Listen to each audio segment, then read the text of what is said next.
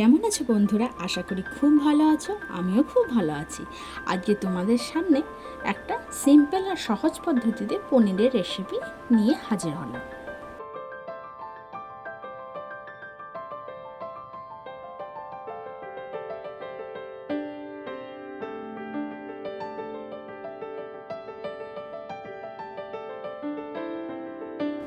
প্রথমেই পনিরগুলো এইভাবে টুকরো টুকরো করে কেটে নিলাম। এরপর সাদা তেল বসিয়ে তেলটা যখন গরম হয়ে গেল তখন পনিরগুলো আমি ভেজে নিলাম। পনিরগুলো কিন্তু খুব একটা বেশি ভাজবে না, হালকা হালকা ভেজে তুলে নিতে হবে।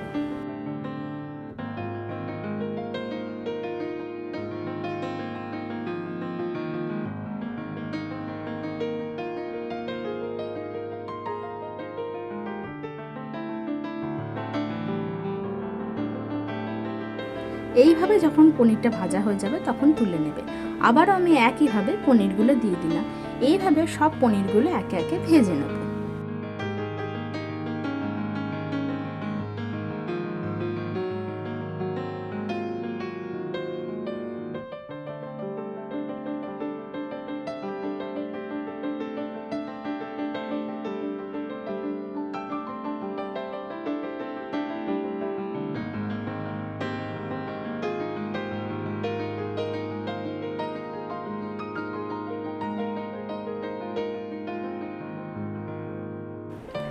সমস্ত পনির আমার ভাজা হয়ে গেছে। এরপর একটা বাটি নিয়ে নিচ্ছি। বাটিতে নিয়ে নিলাম টক দই। আমি কেনা টক দই ব্যবহার করছি, তোমরা চাইলে ঘরে পাতা টক দইও ব্যবহার করতে পারো। এরপর নিয়ে নিলাম হলুদ গুঁড়ো, তারপর দিয়ে দিলাম জিরে গুঁড়ো, দিয়ে দিলাম গরম মশলা গুঁড়ো, দিয়ে দেবো কাশ্মীরি লঙ্কার গুঁড়ো,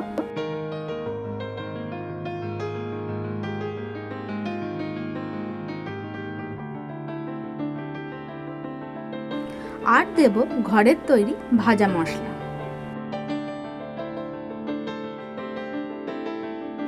দিয়ে দেবো একটু টমেটো সস।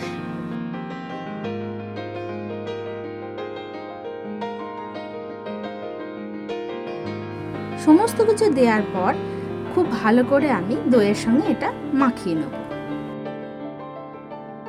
খুব ভালো করে আমার দইয়ের সঙ্গে মাখানো হয়ে গেছে। এরপর এটা একটা সাইডে রেখে দেব।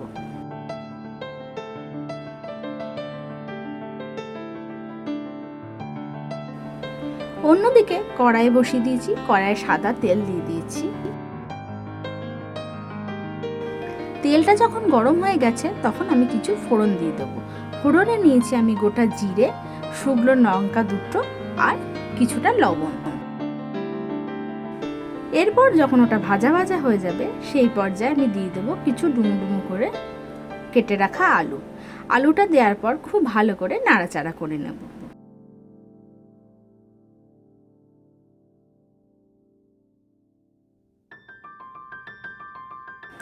আলুটা যতক্ষণ না লাল লাল হচ্ছে ততক্ষণ অবধি কিন্তু একটা ভাজা ভাজা করে নিতে হবে।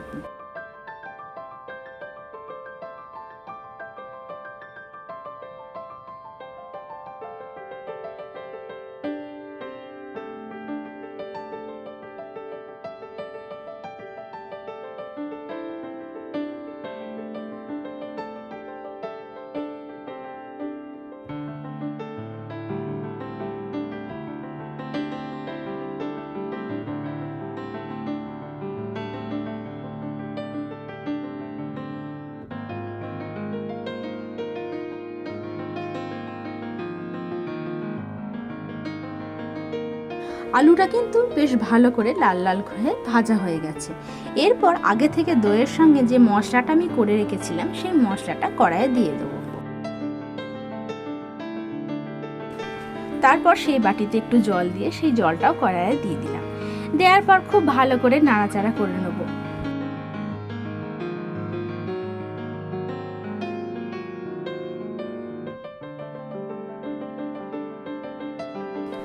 মশলাটার মধ্যে যেহেতু দই ব্যবহার করছি সেই কারণে অনেকটা তেল ভেসে উঠেছে।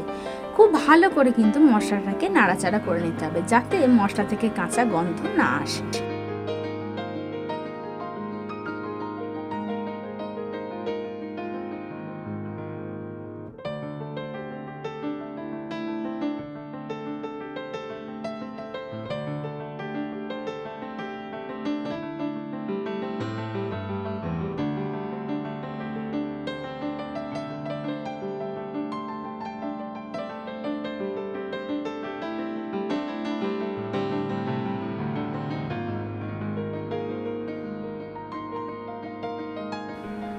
দই দেওয়ার কারণে অবশ্য অনেকটাই জল বেরিয়েছিল, জলটা কিন্তু আস্তে আস্তে শুকিয়ে যাচ্ছে।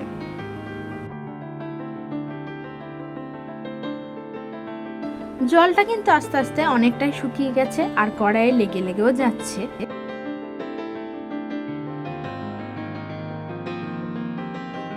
এই পর্যায়ে যে বাটিতে আমি মশলাটা নিয়েছিলাম সেই বাটিতে একটু জল দিয়ে দিলাম, সেই জলটা কড়াইয়ে দিয়ে দিলাম। কড়াইয়ে দেওয়ার পর খুব ভালো করে মশলার সাথে নাড়াচাড়া করে নেব।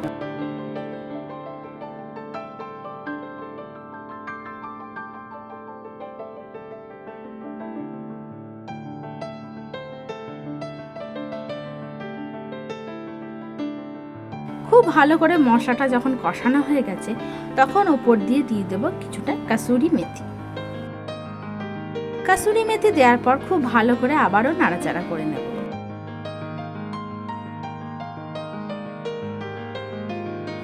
দেখো মশলাটা কিন্তু আমার খুব ভালো করে কষানো হয়ে গেছে আর মশলা থেকে অনেকটা তেল ছাড়তেও শুরু করে দিয়েছে।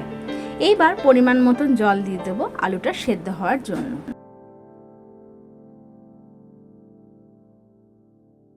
যেহেতু আমি এই পনিরের তরকারিটা একটু ঝোলঝোল রাখবো সেই কারণে আমি জলের পরিমাণটা একটু বেশি দিয়েছি।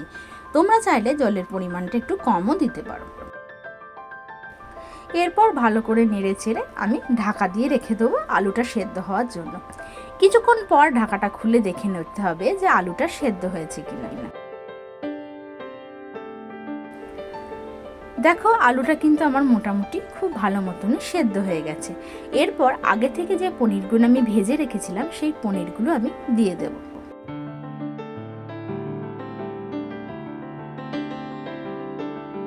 সমস্ত পনির দেওয়ার পর খুব ভালো করে নাড়াচাড়া করে নেব আর একটু ফুটতে দেব।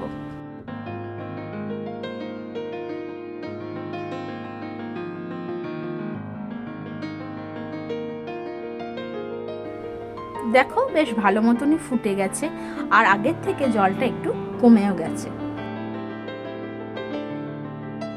এবার এই পর্যায়ে দিয়ে দেবো পরিমাণ মতন চিনি।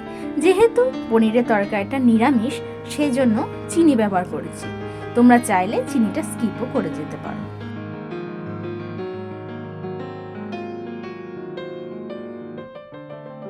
খুব ভালো করে নাড়াচাড়া করে এবার দিয়ে দেবো উপর থেকে গরম মশলার গুঁড়ো।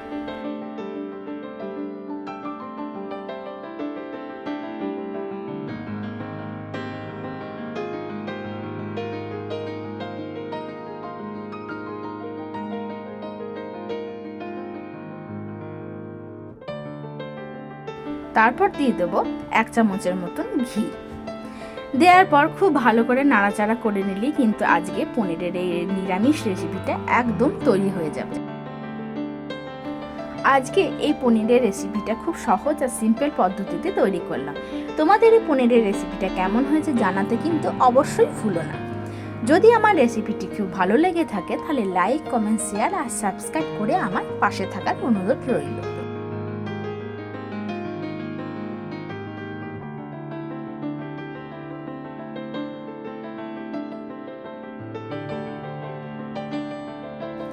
আবার পরবর্তী ভিডিও নিয়ে তোমাদের সামনে হাজির হব। ততক্ষণ তোমরা খুব ভালো থাকো, সুস্থ থেকো।